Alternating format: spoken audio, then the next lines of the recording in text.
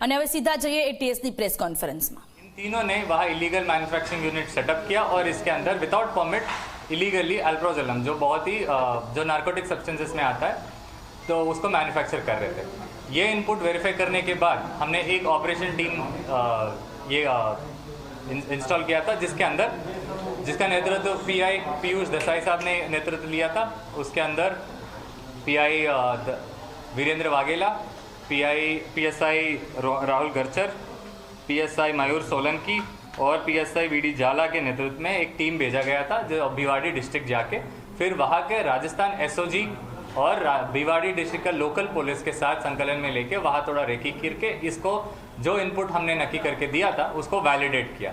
फिर 28 को कल वो मैन्युफैक्चरिंग यूनिट के अंदर रेड किया गया था जिसके अंदर around 21 KGs of narcotic substance जो इलीगली अल्प्रोजोलम के साथ अल्प्रोजोलम हमको 5 किलोग्राम जो प्रिलिमिनरी इन्वेस्टिगेशन किट से जो मिला था 5 किलोग्राम अल्प्रोजोलम, उसके अलावा 17 केजी ऑफ प्रेज़ेपैम और टेमेज़ेपैम, ये तीनों क्वांटिटी में मिले थे। अराउंड टोटल मिला के अराउंड 22 केजी। उसके अलावा अराउंड 40 लीटर्स ऑफ लिक्विड भी 40 केजीज ऑफ रॉ मटेरियल भी मिला था जिसके अंदर भिवाड़ी डिस्ट्रिक्ट के अंदर केस दाखिल किया था एनडीपीएस एक्ट के अंदर जिसके अंदर ये तीनों को अरेस्ट किया गया। इसके अलावा एक और बात है कि एटीएस गुजरात के अंदर डीवाईएसपी शंकर चौधरी साहब के नेतृत्व में एक और इनपुट जनरेट किया गया था जिसके अंदर दिसंबर 8 को हमने जोधपुर में सौंद्रा गांव में एक और मैन्युफैक्चरिंग यूनिट बस्ट किया गया था जिसके around 17 KGs of illegally manufactured mephedrone की मैन्युफैक्चरिंग यूनिट हमने पकड़ा था। तो ये क्लियरली एस्टेब्लिश करता है कि हम Gujarat state in parallel with Indian government of India no drugs policy के अंदर हम बहुत स्ट्रांगली काम कर रहे हैं और दूसरे central as well as state agencies के साथ संकलन में रह के बहुत अच्छे से काम कर रहे हैं। कितने समय से लोग बना रहे थे, इसका मेन कौन और ये जाने वाला कहाँ था? जैसे आपने बताया था कि जो ये बना रहे थे अराउंड हमारे इनपुट के हिसाब से अभी वेरिफिकेशन में 3-4 महीने मिनिमम इन्होंने बनाना शुरू कर दिया था। ये कहाँ इनको सप्लाई करने वाले थे वो ऑब्वियसली आगे तपास में पता चलेगा। तो इसकी कीमत क्या मानी जा सकती है और इसका उपयोग कहाँ कहाँ होता है? अल्प्रोजोलम जो फर्स्ट जो कल जो केस हुआ था, अल्प्रोजोलम एक साइकोट्रोपिक सब्सटेंस है जो बेसिकली आपको माइंड को नम करता है। इसको जैसे बोला जाता है अराउंड 20 केजीज को 30 to 40 लाख मार्केट प्राइस में गिना जा रहा है अभी के लिए। बट इसको यूज़ अलग अलग तरीके का होता है। जो एक बार जो ले देते हैं वो बेसिकली माइंड नम हो जाता है।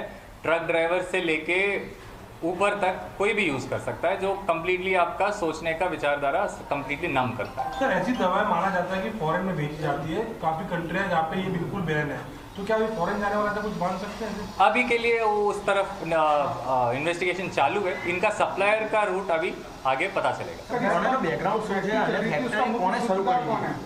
सॉरी, इस फैक्ट्री जो चल रही थी अपने ने जो खुलासा किया है इसका मुख्य सूत्रधार कौन है?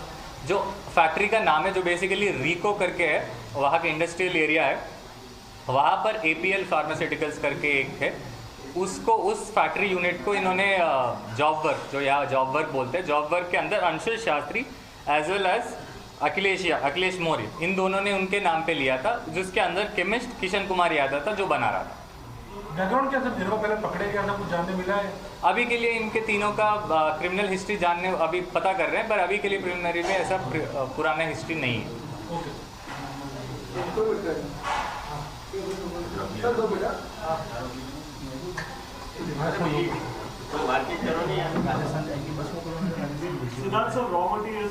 તો ગુજરાત એટીએસની ટીમે રાજસ્થાનમાં મોટી કાર્યવાહી કરી છે ત્યારે એટીએસના એસપી કે સિદ્ધાર્થ દ્વારા પ્રેસ કોન્ફરન્સ કરવામાં આવી છે અને માહિતી આપવામાં આવી રહી છે કે આજે ડ્રગ્સ પકડાયું છે એ માઇન્ડ નમ કરી દે છે, મગજ નમ કરી દે છે અને ઘણા બધા લોકો આ સાયકોપેટ્રિક પદાર્થનો યુઝ કરતા હોય છે।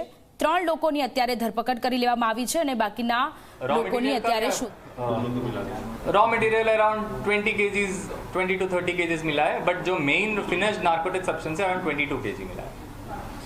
क्या होगा price? 22 KG around 30 to 40 lakh उनके एफआईआर के हिसाब से 30 to 40 लाख।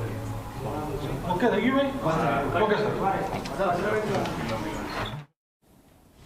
તો ભિવાડી ખાતે એટીએસ અને પોલીસનું સંયુક્ત ઓપરેશન 3 આરોપીઓ સાથે 22 કિલો સાયકોટ્રોપિક પદાર્થ જપ્ત કર્યો છે. અંશુલ શાસ્ત્રી, અખિલેશ મૌર્ય અને કૃષ્ણ યાદવ પોલીસના સકંજામાં આવી ગયા છે અને અન્ય 3 શ્રમિકોને સ્થળ પરથી ઝડપી લેવામાં આવ્યા છે. આખી જે ચેઇન હતી એ ચેઇનને હવે શોધખોળ શરૂ કરવામાં આવી છે. તો ગુજરાત એટીએસની ટીમે રાજસ્થાનમાં મોટી કાર્યવાહી કરી છે. એટીએસના એસપી કે સિદ્ધાર્થ દ્વારા પ્રેસ કોન્ફરન્સ કરવામાં આવી અને તમામ માહિતી આપવામાં આવી.